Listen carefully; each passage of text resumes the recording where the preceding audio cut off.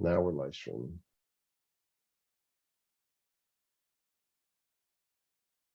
Hello, everyone. Welcome to Conversations with Rudy Rivera. Today, I am thrilled to have three outstanding professional recruiters to talk about what are the secrets to dealing with an executive recruiter, both at the job level and at the board level. My guests are Debbie Tang. She's a partner with Bridge Partner.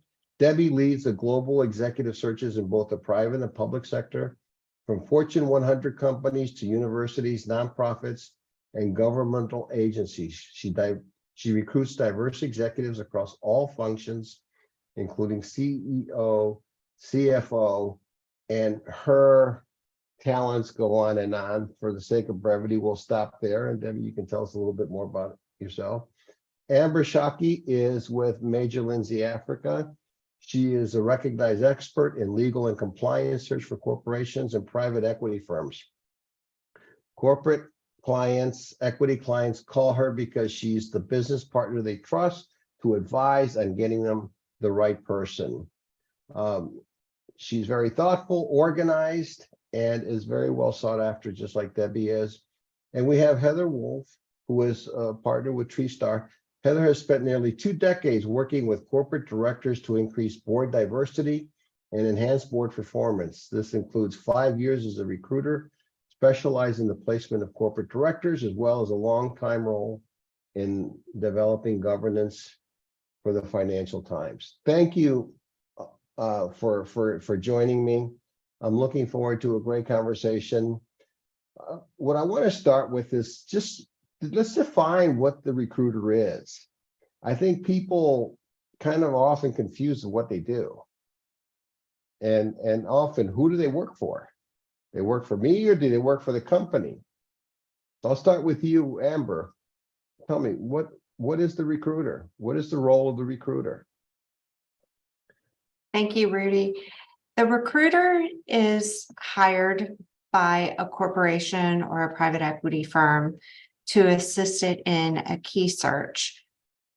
Technically, the corporation and or the private equity firm is our client because they are paying for our fee. However, we see our relationship as two-sided, both with the corporation and with the candidates, because our role is really to find the right fit for both the candidate and the client, so that we are helping facilitate a long-term hire and not a short-term need. So we're really exploring a lot of avenues beyond just what's on the paper to get that long-term accurate hire. And Debbie, do you have anything you want to add to that? Yeah, I'll add that Heather, Amber, and I are all retained search professionals. And that's an important distinction to make, because I think that for lower level positions, and sometimes even C-suite, it happens, people use contingent search firms. And with a contingent search firm, one client, whether it be for-profit, nonprofit, governmental agency, will sometimes go to maybe 5 or 6 different firms. Or is there an echo? Okay, sorry, I heard myself.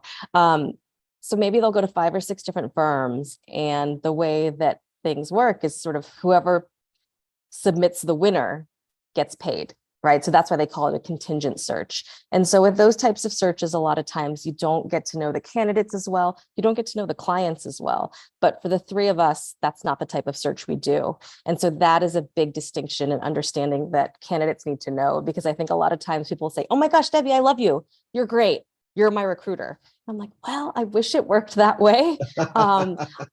If there is a search that I'm working on that we can partner together and you're the right candidate, and that's great, but that it doesn't always work out like that, right? And that's more the contingent model, where potentially somebody would represent just the candidate themselves and try to, present them to a lot of different clients.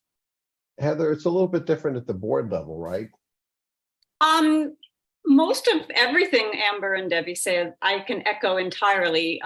As was noted, we are at Trewstar, my firm. We are also exclusively a retained search firm. I'll just add one little twist, and that is what we do on occasion. It's not our mainstay, but we do something called a reverse search. And this will happen when, typically when we have a client for whom we've already done a placement and they've gotten to know us and like us, and they really want one of their key executives to serve on a board. And so I'm putting this out there in case anyone in the audience says, maybe I should ask my CEO if we can hire someone to do a reverse search for me. Now, why would a CEO, for example, a CEO, him or herself, might want to be on a board and hire a firm to help with that process, but also the succession plan, could be missing one piece, right? The executive that just hasn't done the board piece yet, and therefore it's almost part of CEO finishing school, something like that. So that would be the one instance where I'd say we do work for the candidates to a larger degree, but 95% of the time, you really are retained by a firm that considers you theirs. I remember a long time ago, I was contacted by a firm that said, you pay me and I'll find you a job. And then what they tried to do is they tried to down the search firms retained from by the company to get an employee. But they're saying, no, you pay us and you work for us. And by the way, give us $10,000 and we'll get you a job. I didn't quite trust it. But I know there's some of those out there. The bulk of the recruiters are basically working for the companies. Very few will be working for the individual. Is that a fair statement? I think especially at the executive level, nobody's trying to hire their CEO like that. It just wouldn't happen. And so, well, I'd like to speak to the lower levels as well, because that's where the real risk is, where candidates need to understand that corporations oftentimes have approval to have a search budget or not. And once a recruiter tries to submit a candidate and then try to be paid for it, the company can't hire that candidate if they don't have approval to pay a search firm fee. So it almost makes the candidate have a harder time with a job search because they've been submitted to a bunch of companies without prior authorization, and companies or law firms just would not want to get in the middle of a recruiter battle. Well, I think you two, well, you three have a difficult task because you have to sort through all the candidates. And at the same time, you don't always get clarity from the company as to what they're looking for necessarily. I don't know how often it happens to you, but I've got some other friends who are recruiters and they'll say, yeah, the company doesn't always know what they want or what they're looking for. So sometimes I have to guide them. Is this really the person you want? Or have you looked at these other type of attributes? What's your thought on that? Start with you, Debbie, and then go to Heather. I will say that we have had searches even at the C level where things pivot. Things happen at the company in the duration of the search, and what was once important is no longer important, or what was once not important becomes important, right? And so that is something that as a search professional, we do need to, yes, guide our clients, but at the same time, we also have to be flexible, adaptable, pivot, and roll with the punches, because very often, you give them a slate of candidates that fit the marks that they gave you, but then they change the marks, right? And so sometimes we do encourage our clients, start meeting people, because sometimes it's actually after you start meeting the candidates that certain things start to crystallize and become more real. When they're being presented in a real candidate in person, they say, oh, wow, I didn't realize how much I needed that skill set, right? I think that's an important part, is figuring out what skills, because there are skills that I won't say you're born with, but there's skills that you acquire through just living. And then there's the job skills. I know that when I came into my current job, I knew nothing about title insurance, but I had a lot of experience in Latin America. That's what was more important to them, not title insurance. We can teach you that. So I think sometimes some people are very narrow about, no, it's got to be this, and not necessarily take into account what other people are doing. Heather, what's your thought on that?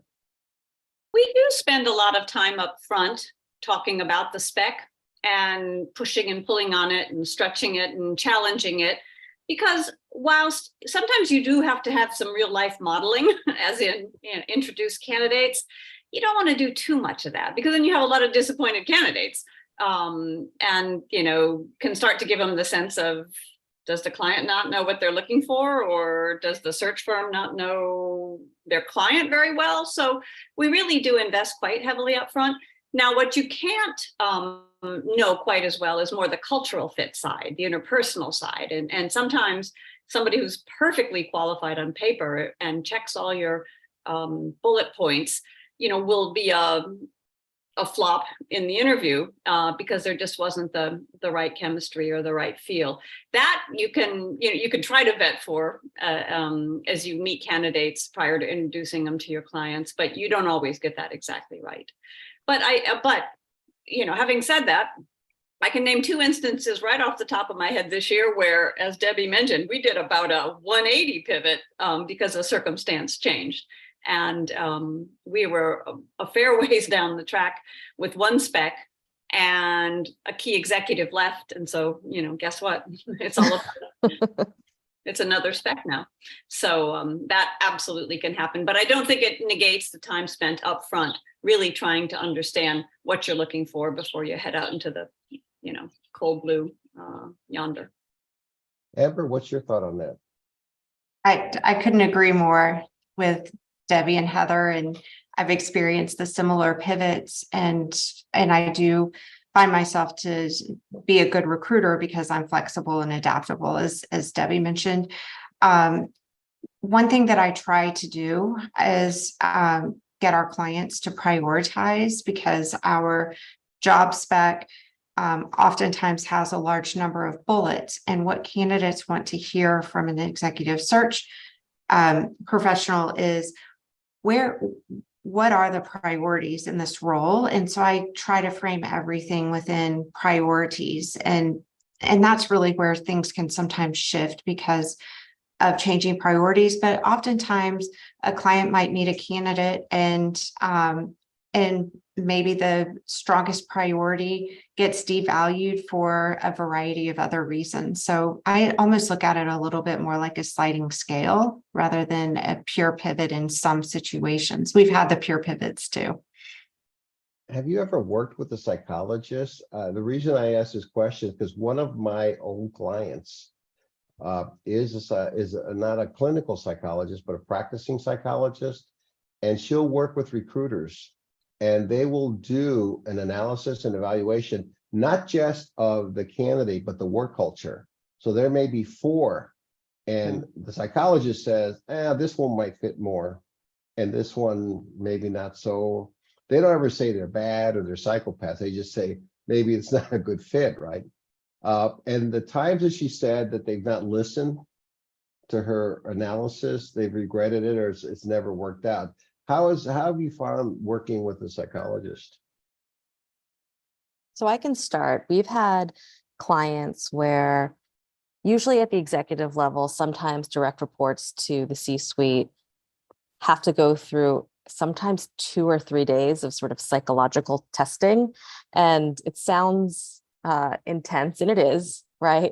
There are certain clients where they're sort of, tell me your life story. And what they're trying to get at is, we have a culture of the company, but we also have a culture of our leadership team. And they're trying to make an assessment of whether this person is going to fit in with the existing leadership team, or how they're going to fit in with the existing leadership team. And it's not always a thumbs up, thumbs down, no way, but sometimes it's also a tool for onboarding and just making sure, are we going to set this person up for success? What are the things that we need to be aware of before they join the executive team? What are the things that this executive team can do to support their new colleague, right? So there's different ways to approach the psychological testing. Some people use it a little bit more definitively, and I have seen clients ruled out right, as a result of whatever results come out of it. But then other people use it almost as an onboarding tool. So it definitely, the psychologists come in at a lot of our clients. You find this more common now than it was in the past, or it's always been like that? More like, in my experience, there's been more of a predictive testing tool that a given company will use. And it's, it's a battery of tests. That's become almost standard. Whereas Debbie describing the multi-day event, that I've seen mostly of maybe a CEO hire, a really high profile hire. But the psychometric testing is become industry standard almost. I was just going to add one other thing. It's related, but I don't want to take the conversation in a different direction. I just want to mention it. And that is the other thing that we're doing, or our clients are doing, is legal background checks. And I would just say to candidates, it's always better to tell the recruiter if there's something that could come up in your background check that could be a red flag than not to tell. I can't say how many times we've had things come up that were not nice surprises. And in some instances, the candidate simply doesn't know what's going to be dredged up, and in other cases they do. So when a recruiter asks you, now, is there anything I should know before we submit this background check? Listen carefully for the answer. Yeah, and I'll add to that a funny story. Google yourself, because sometimes the first hit is not you. And we've had that happen with candidates, with clients, where they Google somebody and they're like, oh my God, did you know that X did this? And you're like, no, that wasn't him or her, right? And so just being aware of what's out there under your name, even if it's not you, is also helpful, because you can kind of head things off at the pass and just say, by the way, there is a convicted felon with my name in my state, but it is not me. Well, under the federal system, any contact with law enforcement is an arrest. And so you ask somebody, have you ever been arrested? They say, no, I was never handcuffed, but it shows up as an arrest. So I would ask my clients, I did a lot of international adoptions and the criminal records were important. I say, have you ever been stopped by a police officer? I mean, that's how I asked the question. They say, oh yeah, there was that time. And then you go into it. And also in the criminal law, I used to do a drug case because I was appointed by the court because I spoke Spanish. You always told them what happened first. If you're going to make a deal, make the deal first. Then that way you know how to deal with the surprise, right? So if Heather, somebody says, I was arrested in a bar in a drunken brawl, I was helping my brother. You may not want to talk about it, but at least you've got an opportunity to say, well, I'm sorry, that's not going to fly with this company, or yes, I think we can get around that. They get you more for lying than telling the truth, right? So be honest. Is that your takeaway, no matter how bad it is? Absolutely. So yeah, I shot my brother and he's under the couch. Is that will I not be able to get a job because of that? Well, you'll be lucky you can stay out of jail, right? But I think people don't want to talk about bad stuff about them, and that's a problem. And rather than hiding themselves, they should do that. How have you found the pandemic to have affected how you do business? Because I've noticed that it seems to be an employees market where employees are saying, no, if it's not my conditions, I'm not going to work. How has that changed the way you do business, Amber? So it was an a candidate driven market in 2020, 2021. I would say that we're on the cusp of changing. In some instances, it's a client driven market, but in other instances, it's a candidate driven market. What we saw in the pandemic is that the speed of the search dramatically accelerated. The ability to hire a full hire, even executive level hires fully over Zoom, became a reality. At this point, we're starting to see the length of the search cycle going back all the way to 2019. We're really encouraging our clients to find somewhere in the middle, because I do think that the longer search cycles that we're beginning to see now, because clients are feeling that they have longer times to vet. It takes longer to get candidates into the office for the final interview.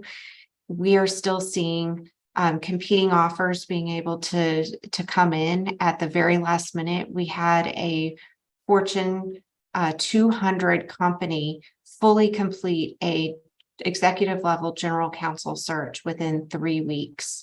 And our search process had taken several months. And right at the end, they were able to come in and make a competitive offer very quickly. So I'm hoping that we find some sort of happy medium, because the speed was too quick in 2021. It's starting to get too slow again. So I'm hoping we'll have some lessons learned and find a happy medium. Amber, Heather, I mean, do you have a comment on that? In terms of, as you mentioned, Rudy, my focus is primarily the boardroom, and I wouldn't say the speed probably was as varied during the pandemic. We were busy as can be, which was wonderful, but it wasn't a sort of a slow, fast thing. Right now, what we're seeing as a huge differentiator in terms of the executive searches we do, because we do a handful of those along with the board searches. And I'd be really interested in Debbie and Amber's take on this. The $1 million question is work from home, hybrid, expectations around the office. That's what I've seen mostly change, as candidates have a very clear idea of how they now want to work. And, clients are becoming clear on that too. So that's another area where you really have to make a match, where they have the same approach to work lifestyle. And that's the thing too, is that sometimes these things change. Mhm. Somebody will be hired and they will say, okay, you can be remote most of the time. And then if everyone gets called back in, that includes the executives sometimes too, right? And so that is something that candidates have to have a little bit more flexibility with, and they did. It is true, I think, during the pandemic and still to this day, the first questions, is it remote? Is it hybrid?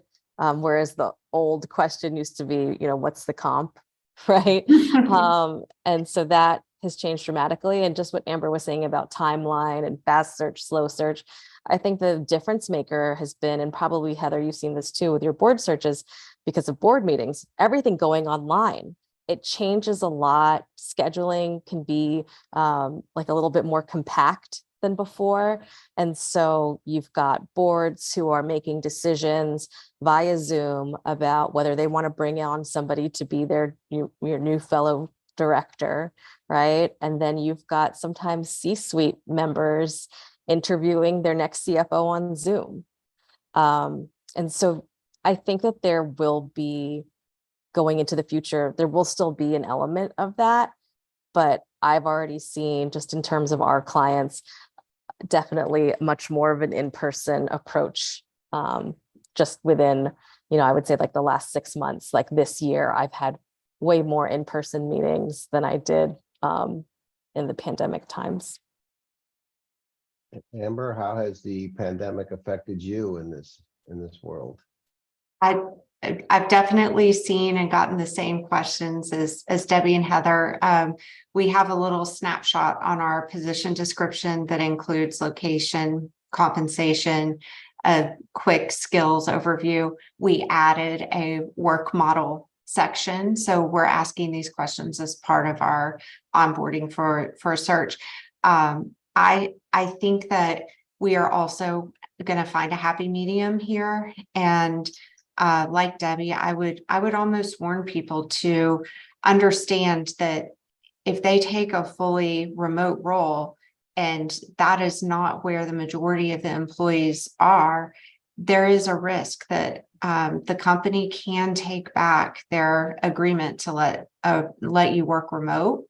I also have started asking candidates if it is a fully remote role to really talk about in the interview process, what is the company's experience with onboarding fully remote employees, because we are seeing a much larger percentage of candidates that are in fully remote roles. We were really looking at this in 2020 and 2021, changing jobs sooner than normal. And I do think that a lot of it is the disconnectivity of the fully remote role. So I do think some sort of hybrid. We have several clients pushing for 4 days a week.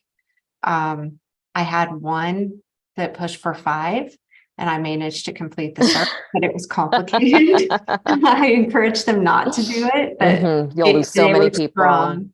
Yes, the CEO had a very strong opinion.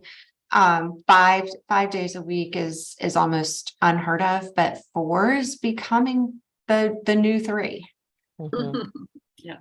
Yeah. Rudy, there's a question in the Q&A. I didn't know if you Yeah, I'm wanted to wait looking at it. until. It's a good, Okay. yeah, it's a good question. And I encourage anybody to ask questions. It's I'm looking at it now. In your experience, does intuition become a factor that influences your suggestions for hiring an executive? Intuition, your gut feeling. Whoever wants to handle that question first. I'll take it just real quickly, because I actually encourage my candidates to follow their intuition on what is right for them. However, I feel that we are more in a non-intuitive role, and we should be making it easy for the client and the candidate to follow their own intuition. And I don't think that my intuition should play into the process, but that's my own opinion. Debbie and Heather, I'd be curious how you consider this question. Yeah. So when I hear the word intuition, it kind of reminds me of, in some ways, unconscious bias and bias, right? And so we are in a minority-owned executive search firm, and we want to make every search as inclusive as possible. And so we have 2 partners on every search, and part of that is to get rid of just the gut reaction. Because you want to just have different data points that you're looking at. You want some of it to be pretty objective, right? In terms of how we're evaluating people, and also in trying to make as inclusive a search as possible. And by starting out with as big of a pool as we can, if we just relied on intuition, I think that a lot of times you would be cutting out very talented people that probably deserve a chance and a second look and more evaluation. And so for us, I would say we try to temper intuition as best we can. Heather, what's your thought on that? That's a good, that's a point. good one for me to digest. You know, it's funny when we start a new search and we get excited about a spec, and my colleagues and I, who've been around boards and directors for a really long time. I mean, in my case, like 2 decades, and you've got this kind of Rolodex going in your head the whole time. And we'll start peppering and popcorning candidate ideas. And from, call it intuition, or call it just the experience or the benefit of a lot of years and a lot of experience. That said, we also have a technique for making sure we're never just recycling or reusing, if you will, our old faithfuls. We make sure that for every single search, there are 3 components. Yes, these people we know in our database that come straight to mind. We always do blue sky research. We don't presuppose everyone in our, that is a great possibility is in our database. So we'll always find ways to add and cast a wider and wider net. And then we also think about the people whom we can source from. So, people who know the industry, know the topics that are of the greatest concern, whatever it might be, and we list them and know where the shining stars are hidden that we haven't met yet. So we source, we do use our database, and we do blue sky. That's kind of our way to not let over index on intuition, if you will. What is blue sky? What do you mean by blue Well, sky? just meaning boil Brand the new boil the research. ocean. Brand new, Oh, Yeah. brand new research. primary research. Well, how important is social media now as a source for you? I don't know if social media is a source, but it's more along the lines of what Heather was saying about background checks and other checks. We have clients that have us do social media checks too, along, academic checks, criminal checks, credit checks, social media checks. And so just like I said, Google yourself, in terms of Instagram, all kinds of other, apps, know what you're putting out there, because if there are things that are contrary to what this client wants represented, then you're very likely not going to be receiving that offer.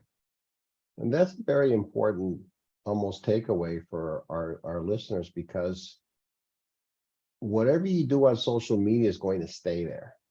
You may take down a website, but somebody may have copied it, onto their computer. And I was talking to somebody today who there's a service called Wayback, where you can go on a website and then it'll take you back to the history of the website to the way it was prior. Almost like what you can do on Google Earth. Right. And go back to before the building was built. So it's pretty scary, and you've got to be careful, right? So one piece of advice is be careful what you post, because that's going to affect it. I'd say a big takeaway for this audience is probably dead obvious, but I think LinkedIn has outsized importance in the whole recruiting ecosystem at this stage. Candidates use it, clients use it, recruiters use it, LinkedIn. I think that's the only, in my mind, it's the only real serious medium. I have Facebook I only use when I am looking for witnesses for cases, when I'm doing my investigation, but I never post. And I must have like 200 friend requests on Facebook that I've never accepted. So I think it's extremely important. We have another question from an anonymous attendee. How much is a lack of social media presence or engagement considered? If nobody has a social footprint, is that a negative thing? So I will say that if you have a lack of social media presence, that's fine. I don't need everybody to be on LinkedIn. In terms of how we vet our candidates, it's not just LinkedIn, right? And so if there were to be an executive that's not on any social, I wouldn't put them in any lower stead than somebody who's on Twitter, Instagram, Facebook, all of the things. It's just not for most clients. It depends on the role, it depends on the client, but most of them do not need their executives to have a social media presence. I know some high-level executives who have no social media presence because they don't want to be tied to something that can be used against them down the road. So it can be a double-edged sword. Yes. Where they have it, but the PR firm manages it. Yeah. There's a PR firm that says this is that's why firms have crisis managers, right? Public relations people, and now social media people, which is all part of the same process. Amber, what's your thought on that? I have not encountered a client that had an issue with lack of social media presence. I also am trying to think of a candidate that has, I don't think I can think of a candidate that hasn't at least had an inactive LinkedIn account with no picture, but at least their basic information. See, I think it's important, but maybe not so much that somebody's going to hire you for that, but it's important because you have to network. And networking is how you develop these relationships that can, say, lead you to Amber, lead you to Heather or Debbie to say, hey, I'm a potential candidate. So it's important for that aspect of it. So how important is networking for people in this thing? I mean, somebody calls you out of the blue and say, hey, Heather, guess what? I think I'm the smartest guy in the world, and I don't know why a company wouldn't want me, but it could be a cold call, right? But if there are a lot of Hey, people who everyone thinks they belong on a board. I know, but if you're networked and you've got other resources that you can talk to people about, to me, that's what I think the value of the social media is. Not so much that they're going to look at it and say, oh, we're hiring him or not hiring him because of that. It's just a vehicle to get you to where you might want to be, I think. Yes, I I mean, think- I think that LinkedIn can be helpful for people, right? Mhm. Because Rudy, you could say, hey, my colleague that I worked with however many years ago is interested in your job, Debbie. And I only know this because you reached out to me on LinkedIn and told me that. That is the good use of that person's network, right? Saying to you, Rudy, talk to Debbie for me, right? But Mhm. I will say that every recruiter has a very different perspective on how they want to be reached out to. And everyone has their own preferences. And it's definitely not one size fits all, because I have been on many panels like this one with other fellow executive search professionals. And there are plenty of people who will say, never call me. I don't want to hear from you. I will find you when I need you. That's not my ethos. That's not what I subscribe to, but I have heard many recruiters, and especially sometimes the larger firms, they've got too much on their plate. They've got too many searches going on. They're not going to even respond. They're not going to reply to the person who leaves a voicemail and says, I'm great, call me back, or sends an email saying, here's my board resume, Heather. I can't wait for you to put me on a board. Yeah. You have to know that's why it's important to actually develop a relationship with recruiters rather than just sort of peppering hundreds of recruiters with your info. You've got to make sure that you are cultivating a long-lasting relationship. It's not necessarily, I'm going to be able to help you tomorrow and I've got the perfect CFO search for you and you're the right candidate. It's more about, over the years, I've seen your career develop. I've seen the type of companies that you've been working at. And now I've got that company that I think is your perfect next step, right? It's about the long term. One of my good friends who's a GC, ACC, Association of Corporate Counsel colleagues, says, make friends with a recruiter. They may not It doesn't be your hurt. best friends. It doesn't but hurt. It doesn't hurt to make friends with a recruiter. No, you're all going to get invitations. You're going to say, you want to be my friend, right? But I think it's important because people want to do business with people they like. And if you're somebody that you have something in common with, you make the connection, they're present in your mind, right? And you'll think about them. Looking at it from a different point of view, I've had friends who've been called by recruiters. Now, there's some recruiters that deal at the very high level, and there's some that have to make their number. So they're constantly calling. And what happened to me once and happened to some other people is you get a call. I saw your profile on LinkedIn. You look great.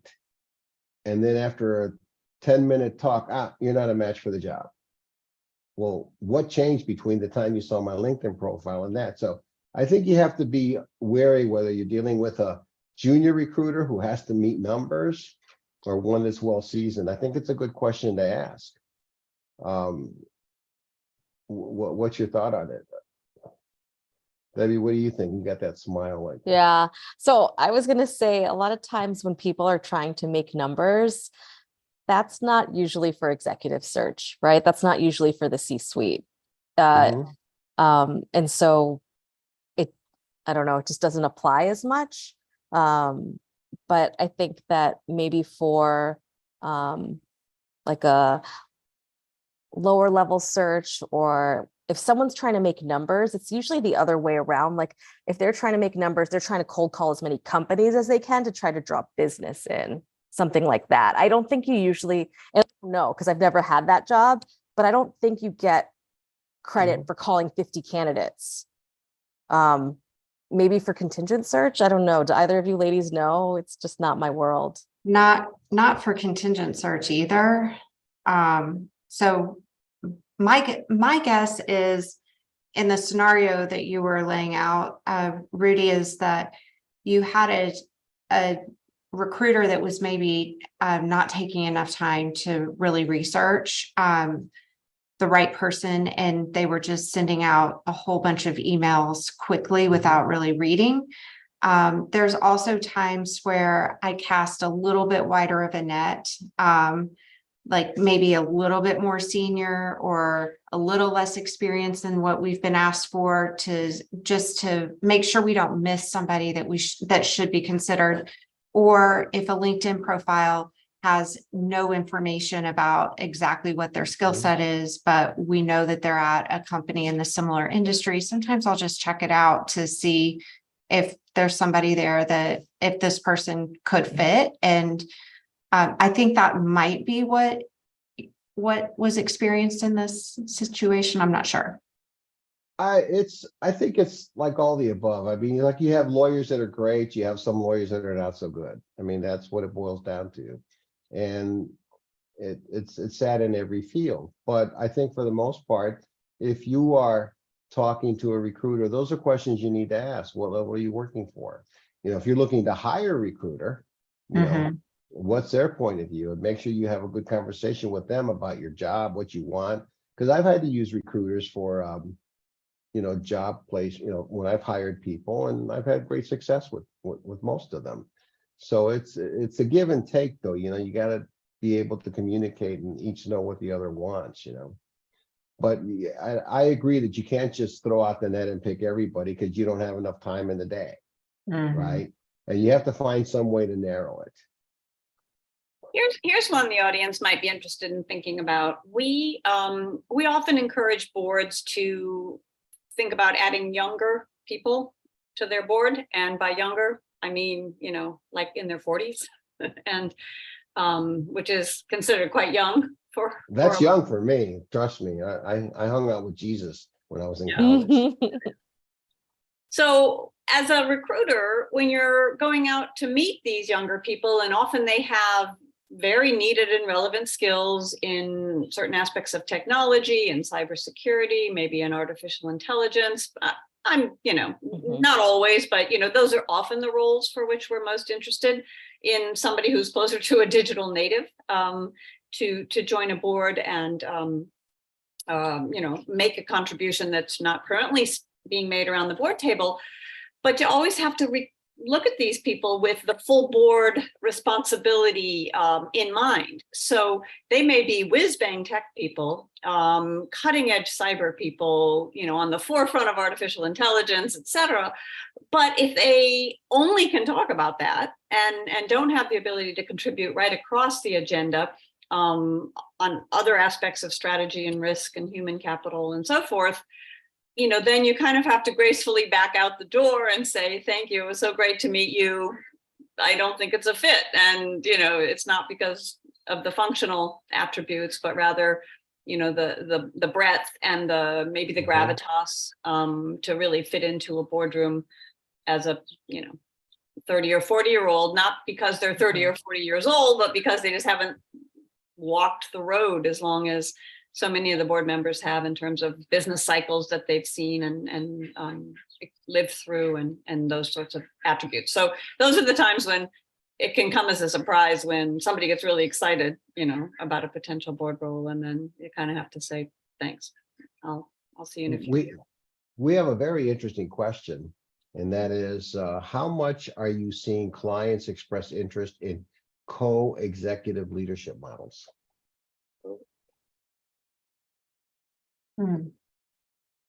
Like co-CEO, co-presidents, that kind of. I'll ask the person who asked the question. Is that what you mean? Co-CEOs, co-directors, yes. Co-CEOs, co-directors. You ever seen that? I've seen it, but I still think it's rare.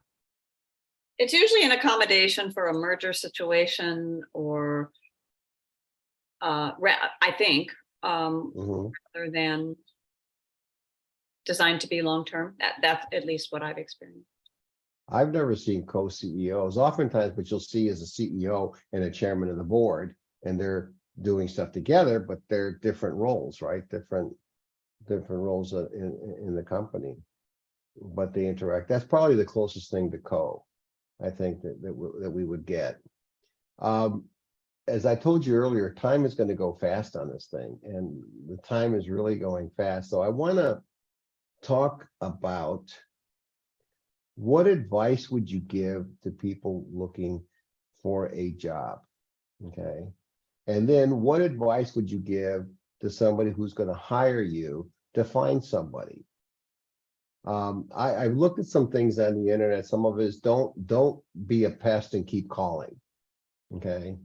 One of the things you said, Heather, is, be honest. Okay. Just lay it all out, because if not, you're wasting their time and your time, right? Or they're wasting your time.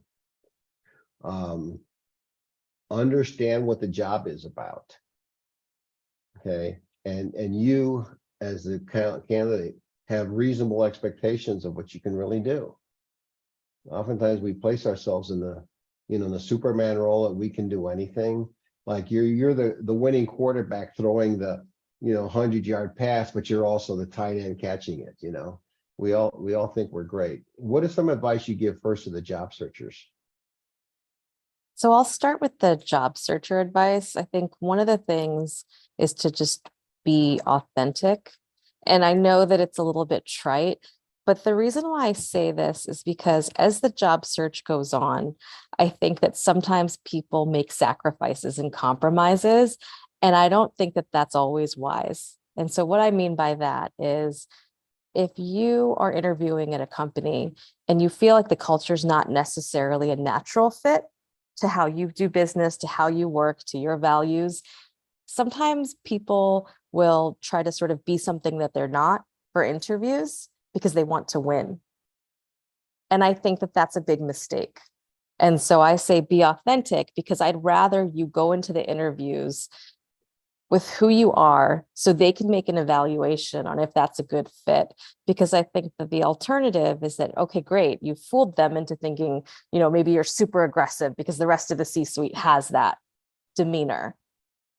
And then if you are with these people day in and day out, it's a really exhausting way to work, right? In terms of you can't keep it up for that long. So that's why I say be authentic. And the other thing that I'll say, kind of going along with this and helping you be authentic, is to ask the tough questions, even though you are a job seeker, is because a lot of times candidates will say, oh, but it's fine. It's okay. I'm okay with that. But are you really okay with it? You have to be able to, in the interview process, get the answers that you need to know whether this is the right job for you, this is the right company for you, if you can be successful there. Because I do think sometimes candidates just want to show their best sides, and they sometimes avoid the tough questions because they don't want to be seen as, like a troublemaker or whatever the case is. But I always tell candidates it's a two-way street, right? They're going to ask you very tough questions, but if they can't give you answers to your tough questions, is that where you want to be? I agree. Management styles change from company to company. Some are more draconian and aggressive. Some really care about the culture of the workforce. Amber, what do you have to add to that?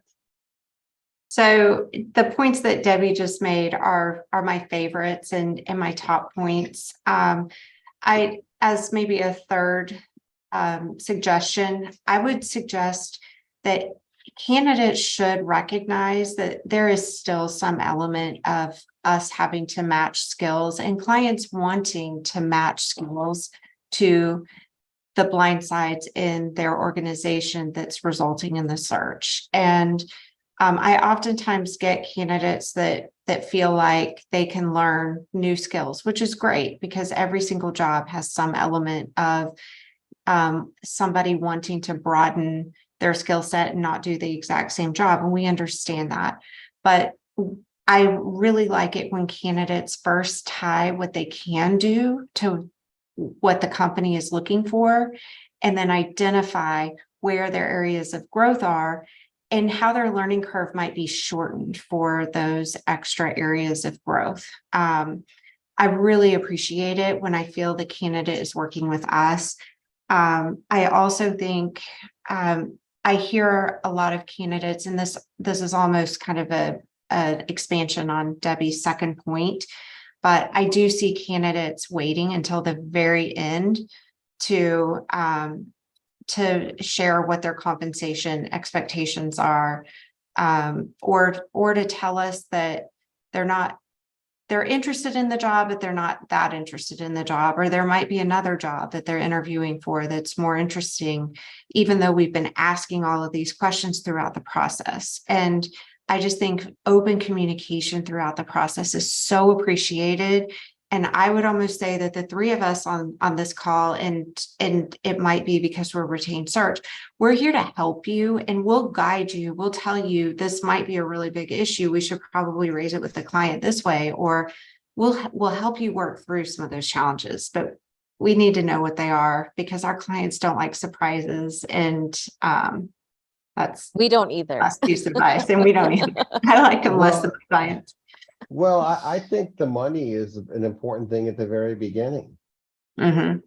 because if they're not going to pay you what you think you're worth, you've wasted this whole interview process. Mhm. Mhm. And you might as well spend time on something that's going to be more lucrative. Heather, what do you have to add?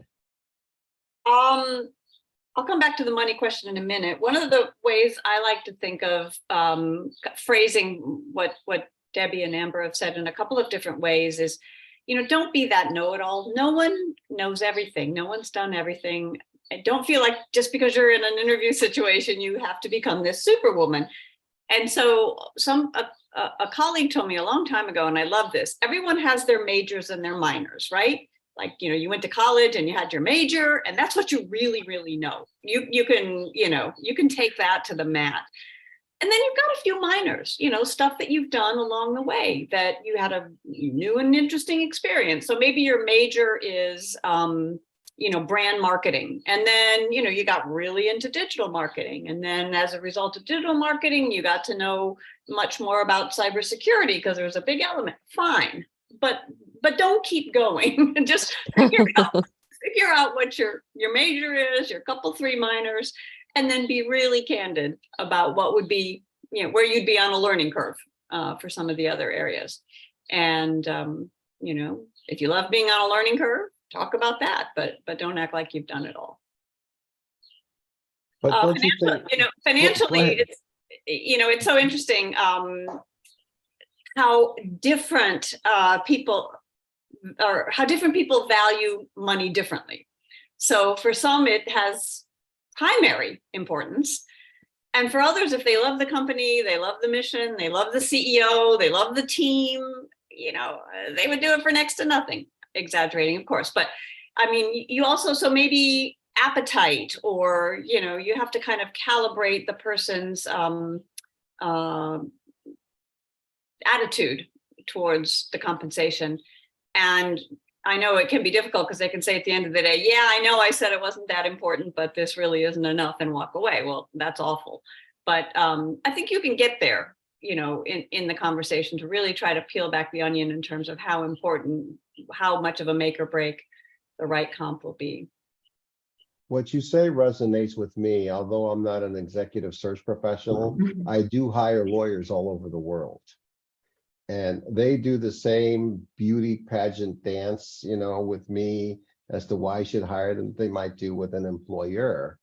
And my criteria is, and I'm very strong about this, I'm not looking for the smartest guy in the room. I am looking for the person who will work the hardest, and there's some humility to them. And I can work with that, because like one of my best lawyers is actually a person who's been out of the marketplace for 25 years. And when I hired that person, they said, "Oh God, you sure you want to hire me? Because, trust me, you've got other skills." And turns out to be one of my best lawyers. So people can surprise you, but I think for me, that's what's important for me. I don't know how you feel about that as recruiters, but that's my thing. I think people who think they're way too smart end up making mistakes. Rudy, I love that you used the word humility, because I think that is one of the things, it's sort of the opposite side of the coin of executive presence and gravitas, which we hear about all of the time when it comes to executives. The other side of the coin is humility and actually knowing your weaknesses, knowing where you can improve. Because that's another piece of advice I think for candidates is so often you're so focused on your majors, your minors, all the things you can do. People can't talk about their failures in a way that is, concise, that is shows humility. And that is a huge, I think, blind spot for a lot of executives, is that they're always focused on what I can do.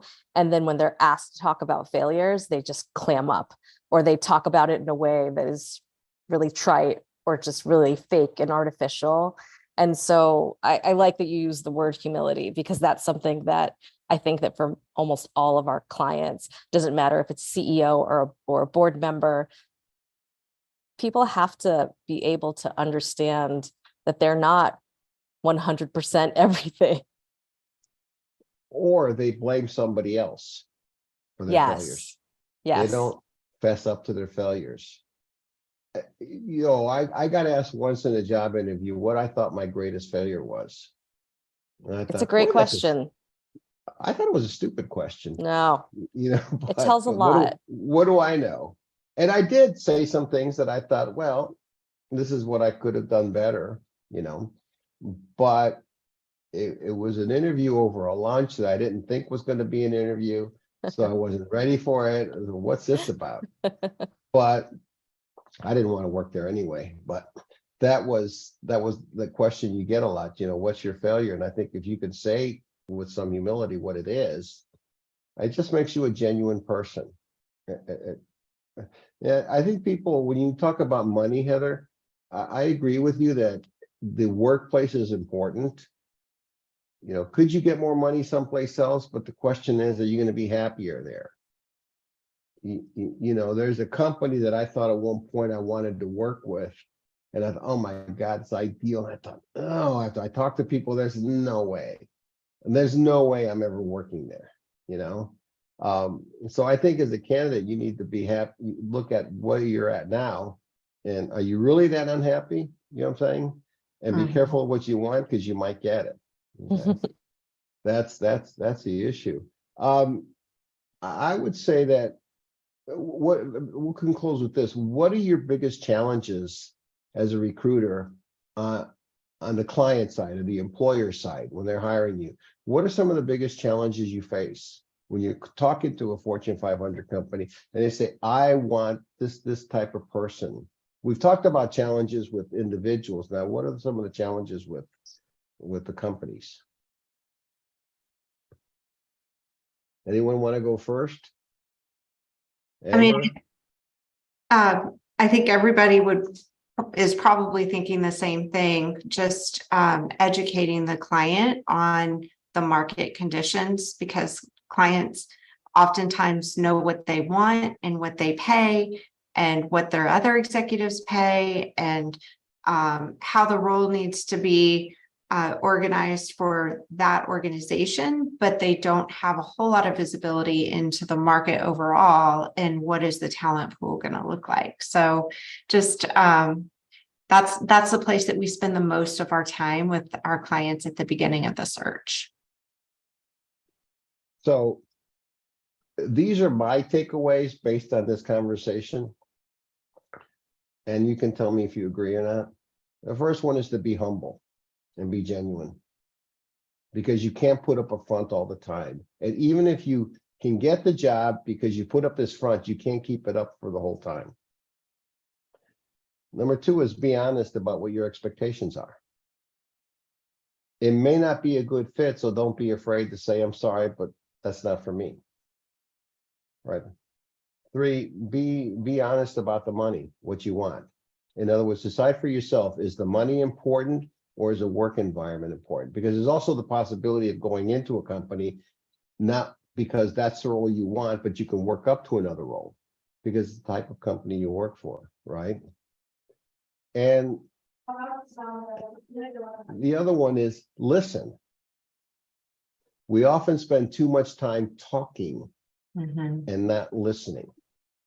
So I can imagine you've had interviews where people are rambling on how good they are and not really listening. We have. Yes, there's definitely people who have talking points that you know they're trying to hit every single one within your 1 hour interview, even if Uh-huh. it's completely irrelevant to the question that you've asked. Yes. We Exactly. do Uh-huh. have one interview question where we say, give us a 5-minute overview of your career and what's been important. And there are some people that will go on for 30 or 40 minutes without even breathing. So yes. As a joke, when people said, tell us something about yourself, I'd say, my name is Rudy. Just ask me what you want to know. It's a good one. Well, thank you. We are about the end of our time. I am going to sign off now to our actually LinkedIn live audience. I'm going to stop the live stream. I want to thank everybody for appearing. It was just a fantastic conversation. And I'm so grateful to you, Amber, Debbie, and Heather for doing this on your free time on a Thursday night, Wednesday night or Tuesday night. I'm losing track of time.